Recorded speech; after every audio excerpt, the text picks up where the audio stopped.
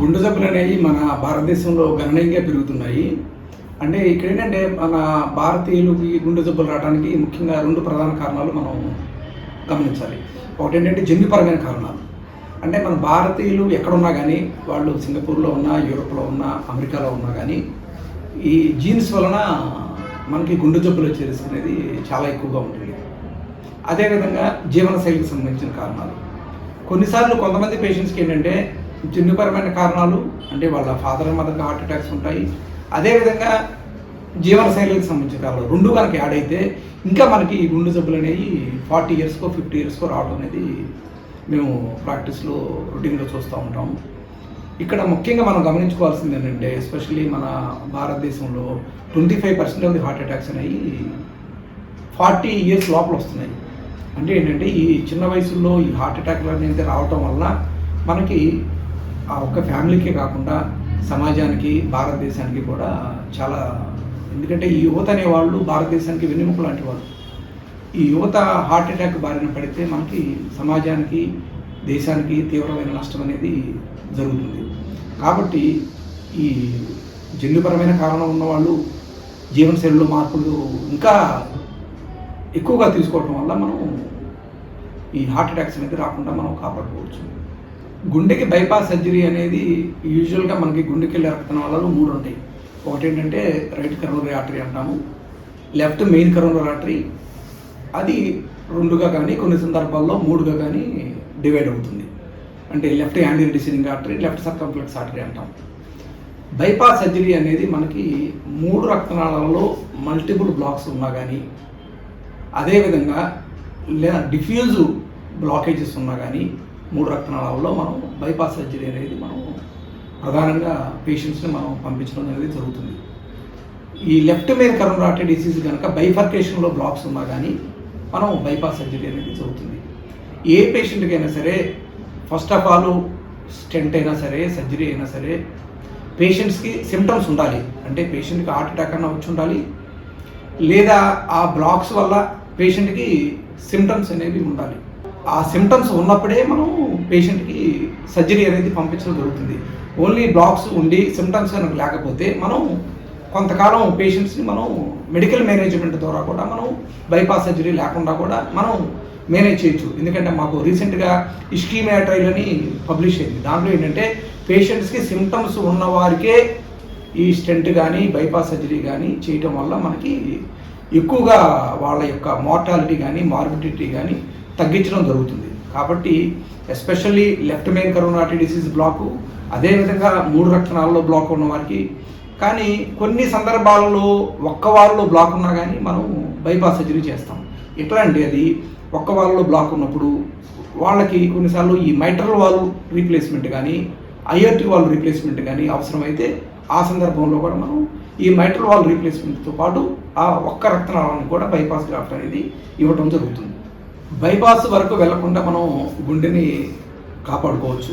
ఎట్లా అంటే మనం అందరం చూస్తున్నాం, ఇప్పుడు మన సమాజంలో ఏంటంటే ఈ గుండె జబ్బులు అనేవి, హార్ట్ అటాక్స్ అనేవి 50% ఆఫ్ ది కేసెస్లో వాళ్ళకి అంతకుముందు ఎటువంటి వ్యాధి లక్షణాలు ఉండవు.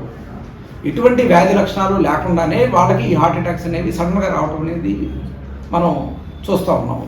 అదేవిధంగా చాలామంది ఓవర్ కాన్ఫిడెంట్గా ఉంటారు, మనకి ఎందుకు వస్తుంది హార్ట్ అటాక్ అని. ఆ ఓవర్ కాన్ఫిడెన్స్ అనేది ఉండకూడదు. అదేవిధంగా చాలామంది ఏంటంటే ఈవెన్ డాక్టర్స్ కానీ, ఫిజిషియన్స్ కానీ, డయాబెటాలజిస్ట్ కానీ ఈసీజీ బాగున్నంత మాత్రాన హార్ట్ లోపల బ్లాక్స్ లేవు అనేది చాలా మిత్. అంటే ఏంటంటే ఒకవేళ ఈసీజీ బాగున్నా కానీ మనకి 3 రక్తనాళాల్లో కూడా బ్లాక్లు అయి ఉండొచ్చు. కాబట్టి ఈసీజీ బాగున్నా కానీ ఎవరికైతే హార్ట్ అటాక్ వచ్చే రిస్క్ ఎక్కువగా ఉంటుందో, ఎస్పెషల్లీ షుగర్ వ్యాధి ఉన్నవారు, బ్లడ్ ప్రెషర్ ఉన్నవారు, ఫ్యామిలీ హిస్టరీ ఉన్నవారు, మనకి ఇయర్లీ కూడా హెల్త్ చెకప్స్ అనేవి చేయించుకొని మనం ఈ హార్ట్ లోపల బ్లాక్స్ ఉన్నాయో లేవో చూసుకోవాలి. అదేవిధంగా ఇప్పుడు మనకి ఉన్న ఆధునాతనమైన పరిజ్ఞానం ద్వారా మనకి సిటీ కాల్షియం స్కోర్ అంటాం.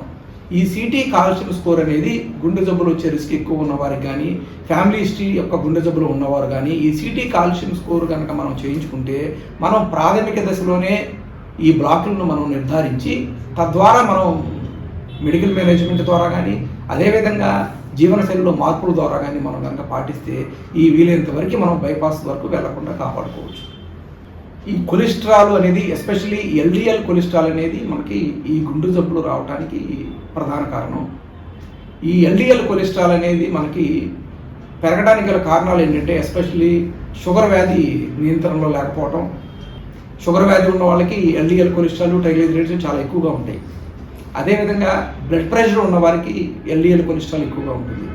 అండ్ ఒబేసిటీ మనందరికీ తెలుసు, ఎస్పెషల్లీ మన భారతదేశంలో ఏంటంటే ఈ నడుము చుట్టూ ఫ్యాట్ అక్యుములేట్ అవ్వడం అనేది చాలా కామన్. దాన్ని మనం మెటబాలిక్ సిండ్రోమ్ అంటాం, సిండ్రోమ్ ఎక్స్ అంటాం. అంటే ఏంటంటే ఈ నడుము చుట్టూ ఫ్యాట్ అక్యుములేట్ అవ్వడం వల్ల మనకి ఈ ఎల్డిఎల్ కొలెస్ట్రాల్ అనేది కానీ ట్రైగ్లిజరైడ్స్ కానీ పెరగటం వల్ల ఈ భారతదేశంలోనే ఈ గుండె జబ్బులు అనేవి పెరగడానికి చాలా ముఖ్యమైన కారణం.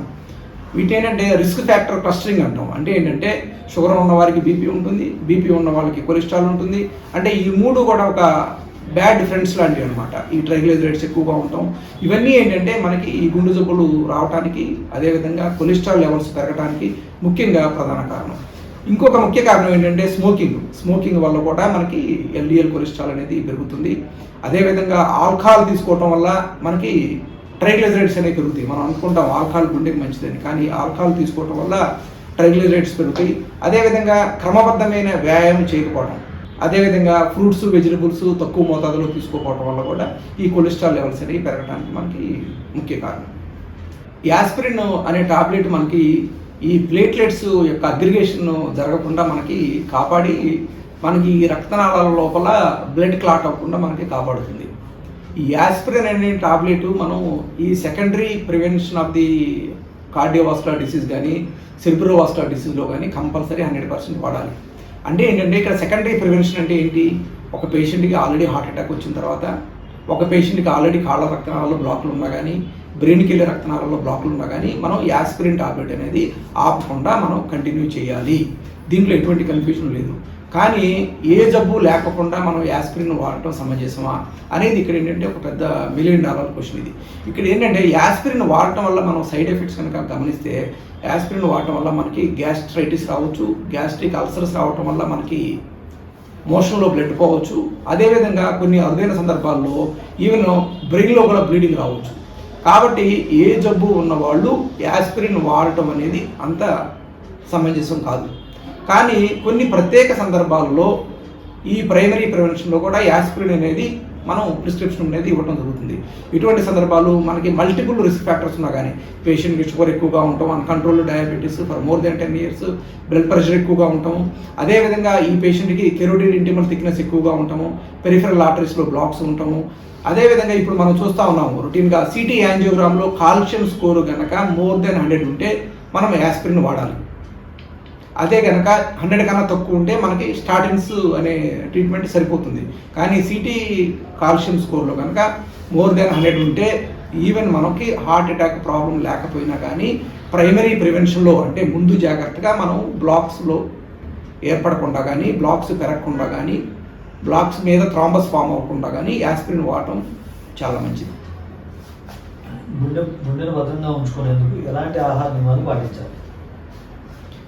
గుండెను భద్రంగా ఉంచుకోవడానికి మనకి ఆహార నియమాలు కనుక గమనిస్తే ముఖ్యంగా మనం ఈ ఏబీసీ అంటాము. అంటే ఏంటంటే మనం షుగర్ని కంట్రోల్లో పెట్టుకోవాలి. HbA1c అనేది <6.5 కన్నా జాగ్రత్తగా చూసుకోవాలి. అదేవిధంగా బ్లడ్ ప్రెషర్ని <120/80 కన్నా జాగ్రత్తగా ఉండాలి. Cholesterol especially LDL cholesterol <100 mg కన్నా తక్కువగా ఉండాలి. అదే కనుక స్టెంట్ పెట్టిన తర్వాత కానీ, బైపాస్ సర్జరీ అయిన తర్వాత కానీ ఎల్డిఎల్ కొలెస్ట్రాల్ <70 కన్నా తక్కువగా ఉండేటట్టు చూసుకోవాలి. ఈ మూడింటికి మనకి మెయిన్గా ఏంటంటే జీవనశైలిలో ఆహార నియమాలు కనుక మనం గమనిస్తే ఎస్పెషల్లీ యానిమల్ ఫ్యాట్స్ అనేవి మనం వీలైనంత వరకు అవాయిడ్ చేయాలి. అంటే ఏంటి, డైరీ ప్రొడక్ట్స్ కానీ మీట్ కానీ అవాయిడ్ చేయాలి. ఒకవేళ ప్రోటీన్స్ కనుక అవసరమైతే మనం స్కిన్లెస్ చికెన్ తీసుకోవచ్చు. ఫిష్ తీసుకోవటం వల్ల ఏంటంటే వీక్లీ 2 times ఫిష్ తీసుకోవటం వల్ల మనకి గుండె జబ్బులు రాకుండా కాపాడుకోవచ్చు. ఫిష్ అనేది ఏంటంటే దాంట్లో మనకి ఒమేగా ఫ్యాటీ యాసిడ్స్ ఉంటాయి. దానివల్ల ఏంటంటే మనకి ఈ గుండె జబ్బులు వచ్చే రిస్క్ అనేది తక్కువగా ఉంటుంది. అండ్ గుండె జబ్బులు రావడానికి ఇంకో ముఖ్య కారణం ఏంటంటే మనం తీసుకునే కార్బోహైడ్రేట్ డైట్. ఎందుకంటే ఈ కార్బోహైడ్రేట్ వల్ల మనకున్న ఎక్సెస్ క్యాలరీస్ ట్రైగ్లిజరైడ్స్ గాను ఎల్డిఎల్ కొలెస్ట్రాల్ గాను కన్వర్ట్ అవుతాయి. కాబట్టి మనం ఇక్కడ ఏంటంటే మనం ఈ కార్బోహైడ్రేట్స్లో హై ఫైబర్ ఉన్న కార్బోహైడ్రేట్స్ తీసుకోవాలి. ఫైబర్ అనేది కొలెస్ట్రాల్ లెవెల్ని తగ్గిస్తుంది. కానీ మనం ఎక్కువగా ఫైబర్ లేని కార్బోహైడ్రేట్సే మనం ఇష్టపడుతుంటాం. అంటే మనం చూస్తుంటాం మనకు ప్రాసెస్డ్ కార్బోహైడ్రేట్స్ అంటే బ్రెడ్ లాంటివి కానీ అవే ఎక్కువ ఇష్టపడుతూ ఉంటాము. న్యాచురల్గా ఉండే మనకి బీన్స్ కానీ లెగ్యూమ్స్ కానీ పల్సెస్ కానీ ఫ్రూట్స్ వెజిటబుల్స్ కానీ అట్లీస్ట్ మనం fruits vegetables per day 5 servings తీసుకోవాలి. ఈ ఫ్రూట్స్ వెజిటబుల్స్ కనుక 5 సర్వింగ్స్ కనుక తీసుకుంటే మనం చాలా వరకు కూడా ఈ కొలెస్ట్రాల్ లెవెల్ అనేది మనం ఆహార పదార్థాలతోనే మనం కంట్రోల్ చేసుకోవచ్చు. అదేవిధంగా ఈ జంక్ ఫుడ్ ఎస్పెషల్లీ పేస్ట్రీస్ కానీ లేదా పిజ్జాస్ కానీ ఈ బేకరీ ఐటమ్స్ కానీ ఇవన్నీ ఏంటంటే మనకి ఈ ట్రాన్స్ ఫ్యాటీ యాసిడ్స్ ఎక్కువగా ఉంటాయి. ఈ ట్రాన్స్ ఫ్యాటీ యాసిడ్స్ ఎక్కువగా ఉండటం వల్ల మనకి ఈ గుండె జబ్బులు వచ్చే రిస్క్ అనేది కానీ ఎల్డిఎల్ కొలెస్ట్రాల్ అనేది చాలా ఎక్కువగా పెరిగిపోతుంది. కాబట్టి ఆహారపు నియమాల్లో మార్పులు అనేది చాలా ఈ ఎల్డిఎల్ కొలెస్ట్రాల్ నియంత్రణకి చాలా దోహదపడుతుందని మనం గమనించుకోవాలి. గుండెని జాగ్రత్తగా ఉంచుకునేందుకు జీవనశైలిలో ఎలాంటి జాగ్రత్తలు తీసుకోవాలి? గుండెని జాగ్రత్తగా ఉంచుకోవడానికి జీవనశైలిలో ముఖ్యంగా మనం మార్పులు కనుక గమనిస్తే క్రమబద్ధమైన వ్యాయామం అంటే ఏంటి? క్రమబద్ధమైన వ్యాయామం అంటే ఏంటి? మనం వారానికి 150 మినిట్స్ రెగ్యులర్గా ఎక్సర్సైజ్ చేయాలి, అంటే వాకింగ్ చేయాలి. అంటే ఏంటంటే రోజుకి 30 నిమిషాలు, వారానికి 5 రోజులు సరిపోతుంది. అదేవిధంగా కొంతమంది పేషెంట్లు చెప్తూ ఉంటారు, మాకు ఎక్సర్సైజ్ చేయడానికి టైం లేదండి. అట్లాంటి వాళ్ళు ఏం చేయొచ్చు అంటే రోజుకి 10 to 15 మినిట్స్ రన్నింగ్ చేయొచ్చు.